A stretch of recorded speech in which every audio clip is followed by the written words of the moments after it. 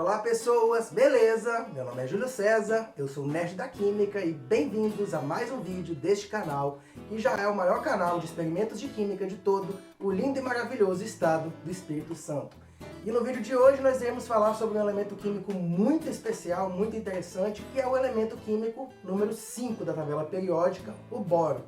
Esse elemento ele está na família 13, também chamada de 3A da tabela, que é a mesma família que pertence a alguns elementos, como por exemplo alumínio e o galho. E ele, diferente dos outros elementos dessa família, que são metais, ele é um elemento químico geralmente classificado como semimetal ou como um não metal. E esse elemento ele pode ser considerado meio que o elemento químico mais azarado de toda a tabela periódica, porque parece que várias coisas da química meio que conspiram contra ele. É como se algumas coisas que dá certo para a maioria dos outros elementos não desse muito certo para ele. Tipo, ele tem uma certa dificuldade de conseguir se estabilizar de uma forma normal, como outros elementos químicos fazem. Por exemplo, como ele é um elemento químico do grupo 13, a antiga família conhecida como 3A, ele possui 3 elétrons na camada de valência. E como nós aprendemos ao estudar sobre a regra do octeto, elementos que têm de 1 até 3 elétrons, eles tendem a perder os elétrons. Enquanto os que têm de 5 a 7, eles tendem a ganhar elétrons para poder completar a última camada, poder estabilizar seu octeto. O átomo de boro, possuindo 3 elétrons na última camada e estando em uma família de elementos que normalmente perdem 3 elétrons para formar íons com carga mais 3, é esperado que ele vá perder os 3 elétrons externos da última camada dele para formar um íon positivo B mais 3. Porém, não é isso que você observa com o átomo de boro. Em vez de perder 3 elétrons, como os outros irmãos dele da família fazem, ele geralmente forma 3 ligações covalentes com outros elementos químicos. Ou seja, esse é um comportamento que você espera dos elementos que tenham de 4 a 7 elétrons de valência, e não de um elemento químico que tenha 3 elétrons. Ou seja, o boro está fugindo um pouco à regra. Só que isso vai um pouco mais além. Essa aparente teimosia do átomo de boro não é meio que uma rebeldia do elemento químico, é meio porque ele não consegue perder os 3 elétrons como os outros elementos fazem. Mas como isso acontece? Bem, aqui nós temos duas coisas que meio que complicam a vida do boro, que é o seguinte. Ele é um átomo pequeno, com apenas 2 camadas de elétrons, o que significa que os elétrons de valência da última camada estão bem perto do núcleo se comparado com outros átomos, como por exemplo alumínio ou galho da mesma família. Então esses 3 elétrons do boro estão mais próximos do núcleo, sentindo com mais força a atração do núcleo do átomo.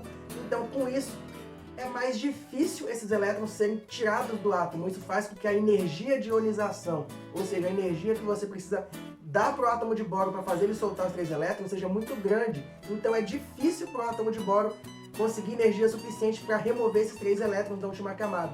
E o próximo problema, o próximo obstáculo que ele enfrenta é uma coisa chamada de desproporção de raio versus carga.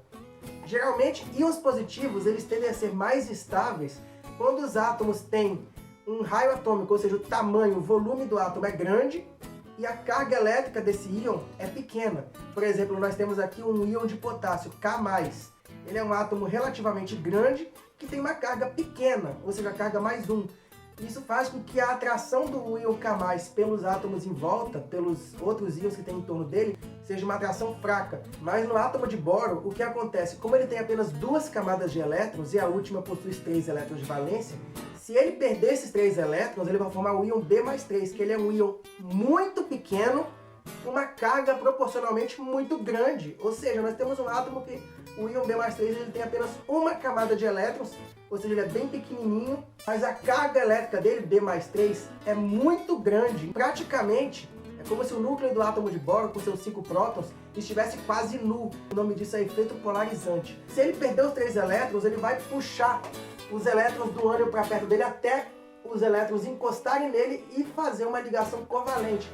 Então, o boro tem muita dificuldade para perder os 3 elétrons porque ele tem uma alta energia de ionização.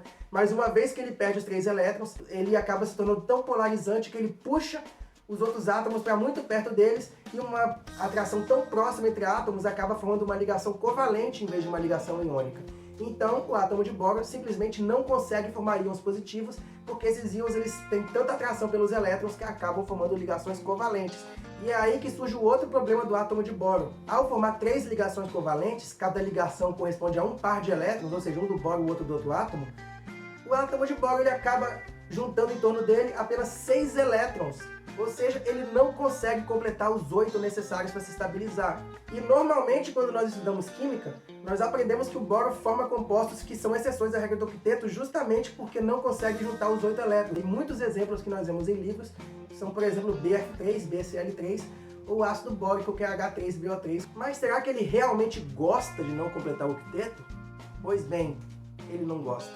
E nós aprendemos em muitos livros de química sobre exceções à regra do octeto que muitos compostos de boro, como por exemplo o BF3, não estão completando o octeto. Porém, na maioria dos casos, eles estão sim completando o octeto, pelo menos na maior parte do tempo. Por exemplo, aqui nós temos o átomo de boro no BF3, ele está formando 3 ligações com cada átomo de flúor. Porém, o átomo de flúor possui em sua última camada alguns pares de elétrons que não estão sendo usados nas ligações. Esses são os elétrons não ligantes do átomo de flúor. E ele pode pegar um desses elétrons não ligantes e emprestar para o átomo de boro e formar uma ligação adicional, ou seja, uma quarta ligação que acaba fechando o octeto do átomo de boro, uma ligação dativa. E essa ligação, apesar de ser fraca, ela consegue estabilizar o átomo. E ela geralmente fica espalhada no híbrido de ressonância, parecido com aquele dos anéis benzênicos. Aí nós temos essa estrutura de ressonância, onde o átomo de boro, pelo menos na maior parte do tempo, ele está realmente completando a regra do octeto. E isso é tão verdade que compostos como esse BF3, quando encontram um quarto átomo de flúor, por exemplo, um ânion fluoreto, eles imediatamente formam um ânion tetrafluorborato, BF4-. Ou seja, o BF3 ele é um ácido de Lewis. Ele tem uma tendência a aceitar pares de elétrons de uma outra molécula que tem elétrons disponíveis que se aproxima dele. E aí nós vemos aqui que quando o BF3 reage com a amônia, ele forma esse adulto de Lewis, que tem essa estrutura H3NBF3 aqui. Ou seja, o átomo de boro, sempre que pode, ele vai completar o octeto de todos os modos que ele conseguir. Mesmo que às vezes ele pareça não estar completando o octeto, ele não gosta dessa situação, ele prefere sempre que pode completar o octeto. E a única forma normal que ele tem para isso é formando 3 ligações covalentes e recebendo uma quarta ligação dativa. Porém, há casos onde realmente o átomo de boro não tem como completar o octeto. E um exemplo é nessa molécula BH3 aqui. Nós temos o boro ligado a 3 hidrogênios, porém o átomo de hidrogênio, diferente do átomo de flúor ou de cloro, por exemplo, ele não possui elétrons não ligantes na sua camada de valência, já que ele possui apenas um único elétron para fazer ligação, ele não tem esses pares de elétrons não ligantes para emprestar para o átomo de boro para fazer ligação dativa. De modo que no BH3, o boro realmente não está podendo completar o octeto. E essa é uma situação muito desconfortável, ou seja, o átomo de boro nessa molécula ele está desesperado para conseguir completar o octeto. Então, diferente do BF3, por exemplo, o BH3 isolado não existe. E nesse momento, onde o boro não tem como completar o octeto de forma normal, como a maioria dos elementos fazem, aí que no ato de desespero ele apela para tal gambiarra que eu citei na thumbnail do vídeo. Então, nesse momento, 2 moléculas de BH3 se unem e formam essa molécula dímera de fórmula B2H6, que é o diborano. E ele é um composto químico muito reativo e ele possui essas moléculas diméricas B2H6 com essa estrutura que nós vemos aqui. Geralmente é assim que ela é representada em livros ou na internet. Onde parece que nós temos um hidrogênio formando 2 ligações covalentes, o que é completamente impossível, como nós já sabemos, já que o hidrogênio tendo apenas um elétron, ele não tem como fazer uma segunda ligação. Então, mas como que o hidrogênio está formando isso que parece ser 2 ligações covalentes, se ele não tem como fazer 2 ligações? Pois bem, isso que parece ser 2 ligações, na verdade é uma ligação covalente muito especial chamada de ligação covalente tricentrada com 2 elétrons. E nesse tipo de ligação, nós temos um par de elétrons sendo compartilhado não entre 2 átomos como numa ligação normal, mas sim entre 3 átomos, ou seja, uma única ligação química que está envolvendo 3 átomos ao mesmo tempo. E essa é a tal ligação gambiarra que o átomo de boro forma nesses compostos. Como já falamos, elas são 3 átomos interagindo com 2 elétrons, uma única ligação de 2 elétrons unindo 3 átomos. E, grosso modo, nós podemos dizer que a ligação tricentrada seria uma espécie de ligação dativa, porém, ao invés de ser originada de um par de elétrons emprestado por um átomo, é um par de elétrons que é emprestado ao átomo incompleto, só que esse par de elétrons ele vem de uma ligação química já pronta, ou seja, é o par de uma ligação sendo doado para um terceiro átomo, formando uma única ligação química que une simultaneamente 3 átomos. É como se o átomo que está com o octeto incompleto, com o orbital vazio, no caso o átomo de boro, se pendurasse numa outra ligação química para poder obter os elétrons que lhe faltam. E nesse caso da molécula do B2H6, nós temos os dois átomos de boro, um de cada molécula, se pendurando em uma ligação entre o outro boro e o hidrogênio da outra molécula. Então nós temos aí essa molécula que tem essa estrutura. E aí, dessa forma, o átomo de boro consegue completar o seu octeto, mesmo que não tenha elétrons não ligantes para ser doado em ligação dativa. Então ele deu um jeito de conseguir se estabilizar. Pois bem, só por essa informação nova, eu creio que vocês já deveriam deixar um like aqui neste vídeo, né? Porque em que outro lugar vocês já ouviram falar sobre essas tais ligações tricentradas? Então, vocês que gostam de química, que são mais aficionados, talvez no meio de estudo normal vocês nunca devem ter ouvido falar desse tipo de ligação, porque ela realmente é um tema bem complexo que não costuma ser estudado no ensino médio ou no ensino comum, é mais para química mais avançada, mas é uma coisa bem interessante, vocês devem admitir, não é? Pois então, este é um recurso que o átomo de boro encontra para poder estabilizar seu octeto quando tudo parece perdido, ou seja, quando ele está ligado a átomos que não tem como emprestar elétrons para ele por ligação dativa. Então ele recorre a essa outra forma de ligação química que é pouco comum. Ela é mais presente em compostos que têm deficiência de elétrons para poder completar o octeto. E o boro é um elemento químico que é, digamos, uma referência em formar esse tipo de ligação. Ela também pode ser formada em alguns outros compostos com outros elementos químicos, porém ela é muito mais comum de acontecer com o boro. Esse é o jeito que ele encontrou de conseguir completar o octeto, mesmo quando o outro átomo envolvido na ligação não tem como doar a ligação para fazer ligação dativa.